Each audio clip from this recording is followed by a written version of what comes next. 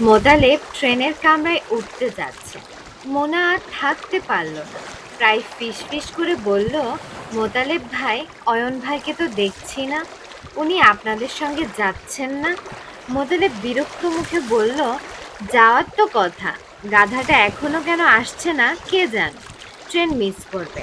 গাধাটা সব সময় এরকম করে। আগে একবার পিকনিকে গেলাম, সে গেল না। পরে শুনে চাঁদার টাকা জোগাড় হয়নি। আরে একজন চাঁদা না দিলে কি হয়, সবাই তো দিচ্ছে।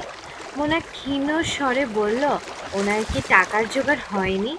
মোতালেব বলল, কি করে বলবো, আমাকে তো কিছু বলেনি। মোনা অসম্ভব রকম মন খারাপ করে বাবার কাছে চলে এলো। আর তখনই সে অয়নকে দেখল। অয়ন শুকনো মুখে দাঁড়িয়ে আছে। তার দাঁড়ানোর ভঙ্গি থেকেই বোঝা যায় সে যাচ্ছে না। কেউ তাকে দেখে ফেলল। মোনা চেঁচিয়ে ডাকলো, অয়ন ভাই, অয়ন ভাই।